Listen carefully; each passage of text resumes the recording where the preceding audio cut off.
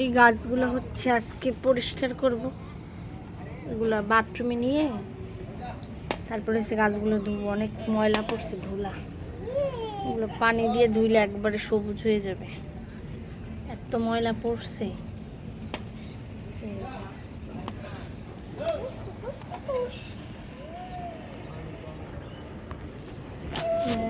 মরিচ গাছটা ধোয়া যাবে না, মরিচ গাছটা পানি দিলে সবগুলো ফুল পড়ে যাব। মরিচ গাছটা এমনি হাত দিয়ে ছিটা দিতে হইব। আর এই বারান্দাগুলো সাফ করতে অনেক ময়লা। এগুলো হচ্ছে আজকে ক্লিন করব।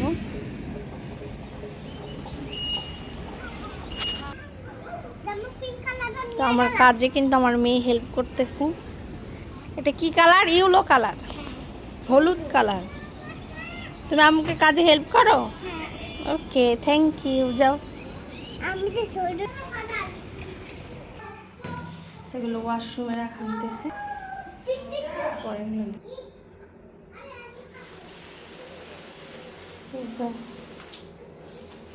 পানি দিয়ে গাছগুলো সুন্দর করে ধুইয়া, এগুলো আগে ধুয়ে ফেলি, তাইলে হচ্ছে বারান্দা পরিষ্কার করতে করতে ওই টবগুলোর পানি হচ্ছে ঝরে যাবে। তখন আর টবগুলো নেওয়ার সময় রুমে পানি পড়বে না। এই যে কী পরিমাণের নোংরা হয়েছে গাছগুলো রেখা। এগুলো কিন্তু এইভাবে সপ্তাহে একদিন না হলো 10-12 দিন পর দিলে গাছগুলো একেবারে সবুজ থাকে। তো আমাদের যেহেতু বাচ্চাদের স্কুল থাকে, পারা যায় না। তো আমি আজকে বাচ্চাদের হচ্ছে স্কুল ছুটি, তাই হচ্ছে এই কাজগুলো করতেছি।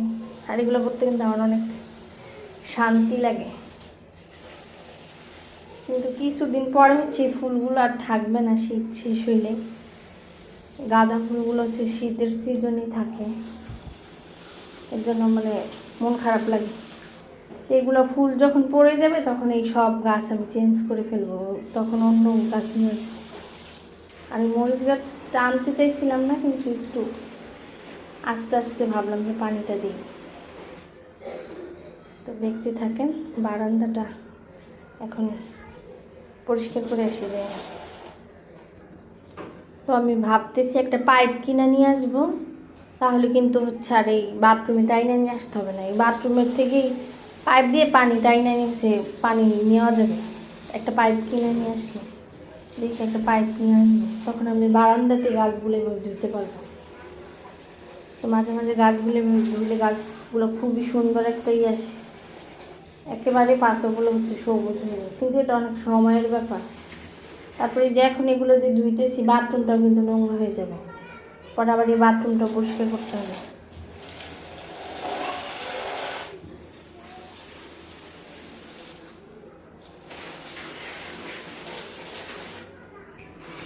তো এই তো গাছগুলো ধোয়া শেষ, অনেকটাই ময়লা হয়ে গেছে। যে কি সুন্দর লাগতেছে এখন দেখতে।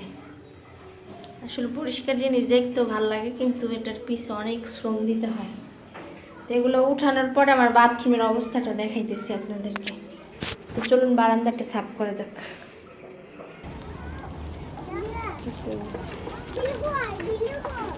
এগুলো মুছতে হবে পানি দিয়ে, ঝাড়ু দিয়ে, তারপর আবার পানি দিয়ে মুছতে হবে। দেখি সরো, তোমরা সরো।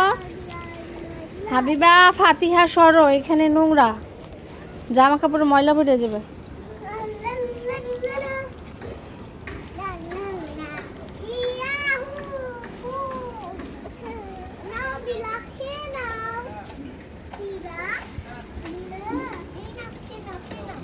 পরিমাণে ময়লা হয়েছে বারান্দাটা।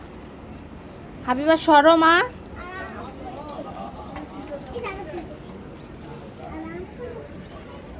এই যে নিচে ফালাইলে বকা দিবে তো। যাও যাও যাও, বাইরে যাও, একটা বেলচা নিয়ে আসো। যাও বেলচা নিয়ে আসো, ময়লাগুলো উঠে যাও।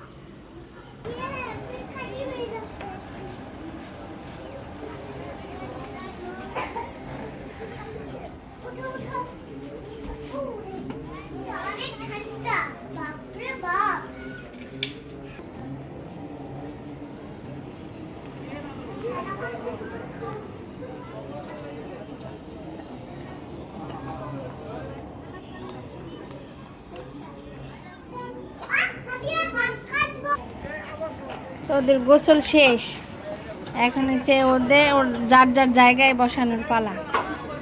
না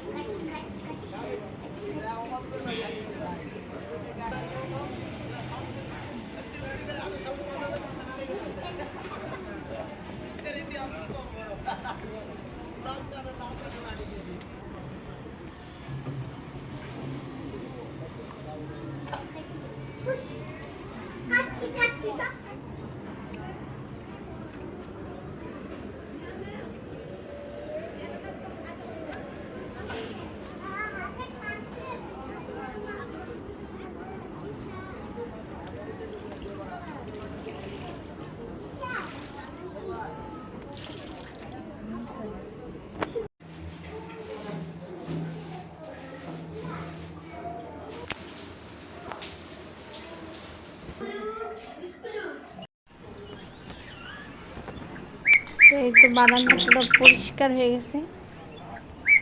এই হচ্ছে ফাইনাল লুক। আর এটা পরিষ্কার করতে যাইয়া এই হচ্ছে ফাইনাল লুক। তো আল্লাহ হাফেজ, সবাই ভালো থাকবেন এবং আমার বারান্দাটা পরিষ্কার করা কেমন হয়েছে কমেন্ট বক্সে জানাবেন। আল্লাহ হাফেজ।